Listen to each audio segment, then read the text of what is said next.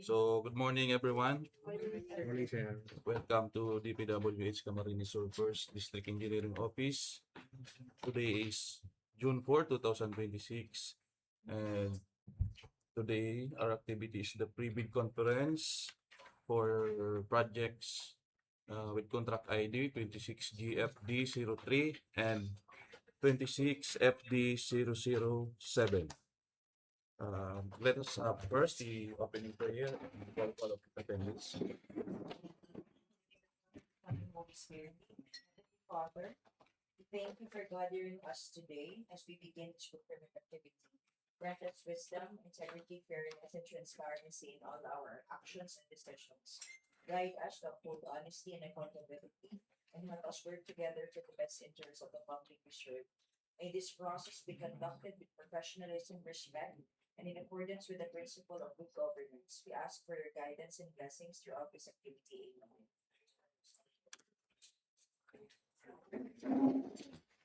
Good morning. Attendance for today's activity are the following: Engineer Richard M. Baldon, back chairperson. Engineer Alberto Itexon, back member. Engineer Maria Lucia Francia Manu R. Apit, back provisional member. Engineer Christian Gilbert B. Aguilar, back provisional member. Present. Engineer Maria Lucia Riquejo, back secretariat head. Engineer Alex B. Oliver, back PWG member. Mr. RJP Yanga, back secretariat member. Engineer Renz Nicole B. Malinaw, back PWG member. Present. Engineer Ray Adrian Bonavente, back PWG member. Engineer Patrick Lawrence Malagueño, back PWG member. Engineer Clarice E. Madrid, back secretariat member. Engineer Sheila C. Alvarez, back PWG member. Engineer Sara L. Azurin, back secretariat member. Miss Melinda Poliantes, back PWG member. Miss Maria Arabella K. Fajardo, back PWG member. Engineer Joshua Ern S. Dapuro, back secretariat member. Present. Engineer Chody R. Martinez, back PWG member. Engineer Marian Wayne T. Baita, back PWG member. Engineer Danilo L. Agapito, back professional member. Present. Mr. Ray P. Pinion, back PWG member. Present. Mr. Dexter Yalega, representative from Pauline Merchandising. Present. Miss Katrina Marie J. Oropesa, back secretariat member. And yours truly, Janet P. Morania, back secretariat member. Thank you.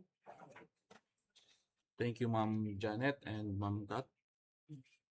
So, in the presence of the back members, back secretariat, TWG, and representative from prospective leaders, I hereby declare a quorum, and this conference is called to order at exactly 8:52 in the morning.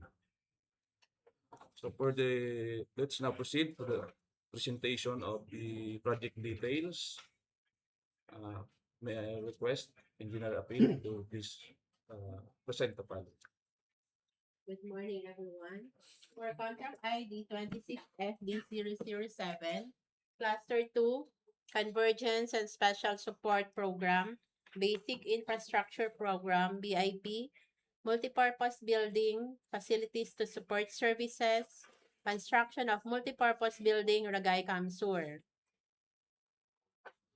This is a cluster project for construction of multipurpose building, Barangay Kataabangan proper, Ragay Sur, with the coordinates of 13.880318 north and 122.637914 east, with an ABC of 5,939,984.45. And the second project is the construction of multipurpose building, Barangay Poblacion Area, Ragay Sur, coordinates of 13.819306 north and 122.7925 east, with an ABC of 9,899,999.97. For the cluster contract, we have a total ABC of 15,839,984.42. Contract duration is 192 calendar days. Pickup license CND to small b for general building. Tender document is 25,000. Sir. The minimum major equipment requirements are the following. Plate compactor, 400 to 500 gasoline engine, 5 HP, 1 unit required. 1 bagger mixer, 4 to 6 cubic, 1 unit required. Bar cutter, 25 mm maximum rebar diameter, grade 40, single phase, 1 unit required. Bartender, 25 mm maximum rebar diameter, 3 phase, 1 unit required. Welding machine, gas or diesel driven, 48 HP, 300, what is A?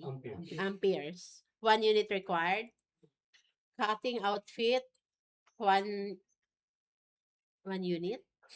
Dump truck, all models, 280 HP, 12 cubic yard, 1 unit required.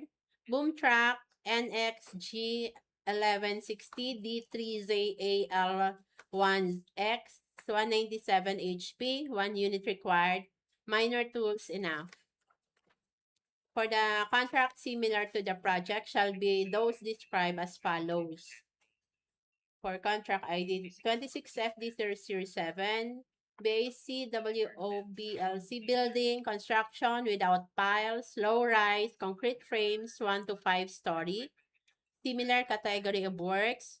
Please refer to DEO 164 series of 2025. Updated guidelines for the determination of major and similar category of works and eligibility requirements for work experience in the procurement of infrastructure contract. The bidder must have completed a SLCC that is similar to the procurement project to be bid, and those value must be equivalent to at least 50% of the ABC. The single largest calculated completed project shall be supported with a certificate of final acceptance issued by the project owner other than the contractor, or a CPES final rating of at least satisfactory in the case of a government contract, or an equivalent document in the case of a contract with a private sector. The minimum work experience requirements for the key personnel are the following. For project manager, project engineer, materials engineer, and construction foreman, the minimum years of experience in the same position is 3 years, and the minimum years of total experience in same position is also 3 years. For the safety officer, we have 1 year minimum similar experience and 1 year total minimum work experience in the same position. For the laboratory equipment, the required units and the minimum capacity, please refer to DO number 11, series of 2017 for the minimum material testing equipment. The computation of the bidder's NFCC must be at least equal to the ABC to be bid, calculated as follows. NFCC is equal to the current asset minus the current liabilities times 15 minus the value of all outstanding and uncompleted portion of the project under ongoing contracts, including awarded contracts not yet to be started, coinciding with the procurement project to be bid, provided that a different formula may be adopted subject to the recommendation of the procuring entity, which shall be submitted to the GPPB for consideration. The value of the domestic bidder's current asset and current liabilities shall be based on the latest AFS submitted to the BIR. In compliance with 1682 of the IRR of RA number 12009, all prospective bidders are required to submit the following documents. First is the latest general information sheet reflecting the beneficial ownership information duly received by the Securities and Exchange Commission for corporation, and number 2, sworn affidavit of eligibility and beneficial ownership following the template attached as Annex A for all bidders including sole proprietorship. Please refer to the unnumbered memo dated November 19, 2025, directive to the required submission of general information sheet reflecting beneficial ownership information and sworn affidavit of eligibility and beneficial ownership as part of the bidding document.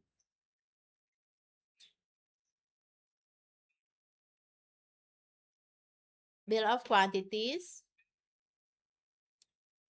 must have one technical envelope and the second financial envelope. A bid shall have two components, the technical and the financial component, which shall be in a separate sealed envelope or in appropriate documents and file format for electronic bid submission, and which shall be submitted simultaneously. The bidder shall submit one original copy and two copies for the first technical and second financial envelope of its bid. These envelopes containing the original and the copies shall then be enclosed in one single envelope. Contractors or applicants who wish to participate in this bidding are encouraged to enroll in the DPWH Civil Work application at the DPWH Procurement Service, 5th floor DPWH Building, Bonifacio Drive, Port Area, Manila, while those already enrolled shall keep their records current and updated. The contractor's eligibility to bid on the projects will be determined using the DPWH contractor's profile eligibility process and subject to further post-qualification. Information on registration can be obtained from the PRS during working days from 7 a.m. to 4 p.m.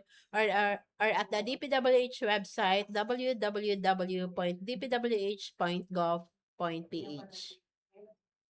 Bidding shall be conducted through competitive bidding procedure using a non-discretionary pass or fail criterion as specified in the IRR, otherwise known as the new Government Procurement Act and GPA.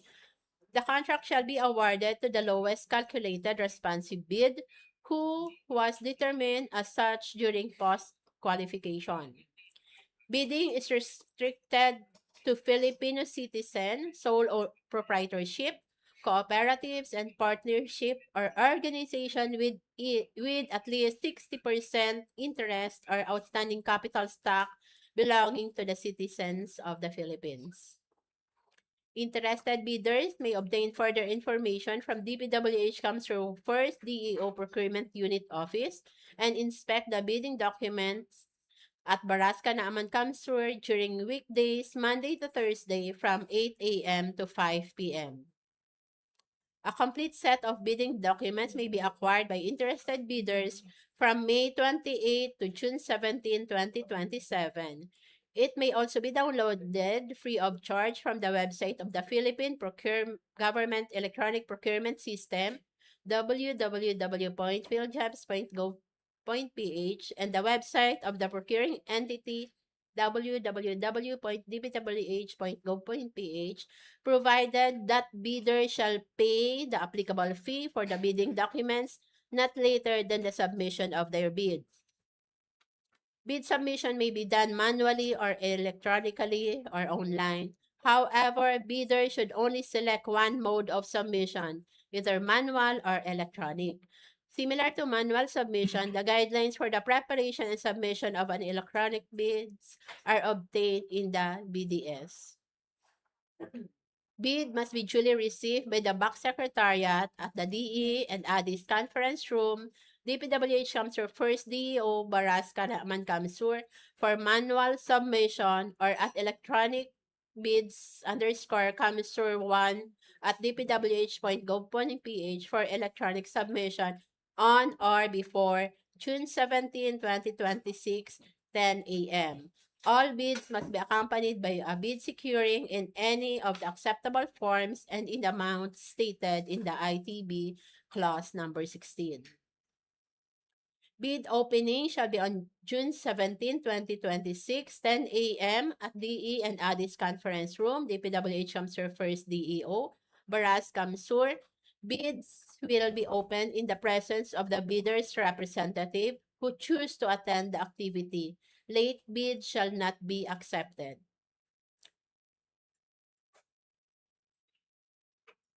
Okay. Thank you, Ma'am Malo. Okay, let us now proceed with the rebate conference for goods and supply.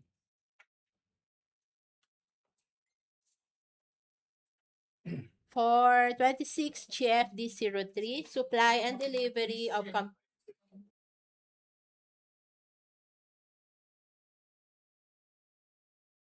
26 GFD03, supply and delivery of communication equipment, electrical supplies, common office supplies, customized binder, common office devices, tools, other supplies or materials, common IT supplies, and peripherals, janitorial supplies, medical supplies, and medical apparatus for use in various sections for second quarter CY 2026 of DPWH Camarines Sur first DEO. The approved budget for the contract is 4,576,413.08 pesos. Contract duration is 60 calendar days. Tender documents is 5,000 pesos, and date and time of bid opening is on June 17, 2026 at 10 a.m. The bid security shall be in the form of a bid securing declaration or any of the following forms and amounts. The amount of not less than 91,528.26, 2% of ABC. If bid security is in cash, cashier's or manager's check, or the amount of not less than 228,820.65, 5% of ABC. If bid security is in bank draft, guarantee, or irrevocable letter of credit or in surety bond, the bid and bid security shall be valid until 120 days from the date of bid opening. Any bid not accompanied by an acceptable bid security shall be rejected by the procuring entity as non-responsive. For the checklist of technical and financial documents, for Class A documents, legal documents, valid and updated PhilJEPS registration certificate, platinum membership, all pages in accordance with Section 20 of the IRR of RA 12009. For the technical documents, statement of the prospective bidder of all its ongoing government and private contracts, including contracts awarded but not yet started, if any, whether similar or not similar in nature and complexity to the contract to be bid, and statement of the bidder's single largest completed contract or SLCC, similar to the procurement project except under conditions provided for in sections 52.4.1.3 and 52.4.2.4 of the IRR of RA 12009 within the relevant period as provided in the bidding documents, as indicated in the ITB, should have been completed within 10 years prior to the deadline of submission and receipt of bids. And original copy of bid security, if in the form of a surety bond, submit also a certification issued by the Insurance Commission, or original copy of notarized bid securing declaration and conformity with the technical specifications, which may include brochures, catalogs, flyers, production, delivery schedule, manpower requirements, and or after-sale service or parts, if applicable, and original duly signed omnibus sworn statement in accordance with Section 54.3 of the IRR of RA 12009, and if applicable, original notarized secretary's certificate in case of a corporation, partnership, or cooperative, or original special power of attorney of all members of the joint venture, giving full power and authority to its officer to sign the OSS and do acts to represent the bidder. Latest general information sheet reflecting the beneficial ownership information duly received by the Securities and Exchange Commission for corporations, and sworn affidavit of eligibility and beneficial ownership including sole proprietorship. For the financial documents, the prospective bidder's computation of net financial contracting capacity or a committed line of credit from a bank in lieu of its NFCC computation. For foreign bidders claiming eligibility by reason of their country's extension of reciprocal rights to Filipinos, certification from the relevant government office of their country stating that Filipinos are allowed to participate in government procurement activities for the same item or product. For Class B documents, if applicable, a duly signed joint venture agreement in case the joint venture is already in existence, or duly notarized statements from all the potential joint venture partners stating that they will enter into and abide by the provisions of the JVA in the event that the bid is successful.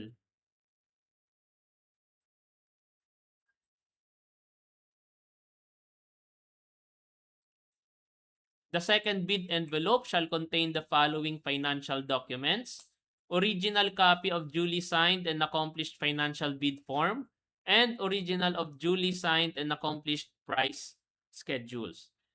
Any bid exceeding the ABC indicated in paragraph 1 of the invitation to bid shall not be accepted.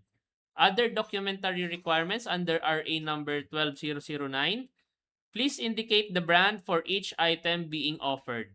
And, if applicable, certificate of domestic preference in accordance with ITB Clause 25. The computation of a bidder's NFCC must be at least equal to the ABC to be bid, calculated as follows. NFCC is equal to the current assets minus current liabilities, multiplied by 15, minus the value of all outstanding or uncompleted portions of the projects under ongoing contracts, including awarded contracts yet to be started, coinciding with the procurement project to be bid, provided that a different formula may be adopted subject to the recommendation of the procuring entity, which shall be submitted to the GPPB for consideration. The value of the domestic bidder's current assets and current liabilities shall be based on the latest AFS submitted to the BIR. A bid shall have two components, namely the technical and financial components, which should be in separate sealed envelopes, and which shall be submitted simultaneously. The bidder shall submit one original copy and two copies of the first technical and second financial envelope of each bid. These envelopes containing the original and the copies shall then be enclosed in one single envelope. Bidding will be conducted through competitive bidding procedures using a non-discretionary pass-fail criterion as specified in the IRR, otherwise known as the New Government Procurement Act. The contract shall be awarded to the lowest calculated responsive bidder who was determined as such during post-qualification. Bidding is restricted to Filipino citizens or sole proprietorships, cooperatives, and partnerships, or organizations with at least 60% interest or outstanding capital stock belonging to citizens of the Philippines. Interested bidders may obtain further information from the DPWH Camarines Sur 1st District Engineering Office Procurement Unit Office and inspect the bidding documents at Baras, Kanakman, Camarines Sur during weekdays, Monday to Thursday from 8 a.m. to 5 p.m. A complete set of bidding documents may be acquired by interested bidders from May 28, 2026 to June 17, 2026. It may be also downloaded free of charge from the website of Philippine Government Electronic Procurement System, www.philjeps.gov.ph, and the website of the procuring entity, www.dpwh.gov.ph, provided that bidders shall pay the applicable fee for the bidding documents not later than the submission of their bids. Bid opening shall be on June 17, 2026, 10 a.m. at DE and ADIS Conference Room, DPWH Camarines Sur 1st DEO, Baras, Kanakman, Camarines Sur. Bids will be opened in the presence of the bidders' representatives who choose to attend at address above. Late bids shall not be accepted. YouTube is DPWH Camarines Sur first DEO procurement live stream.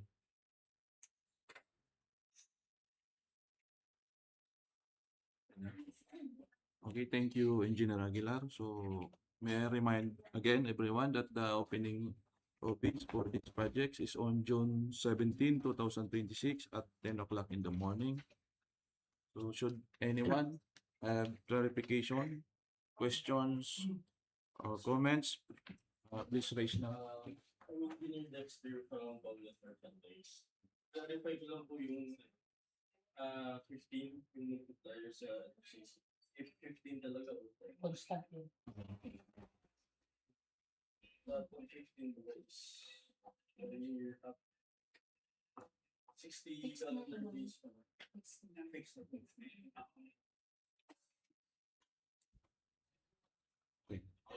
Okay, thank you, sir.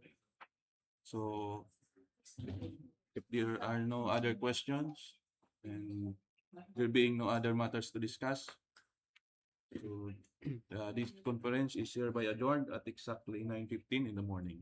Thank you and God bless.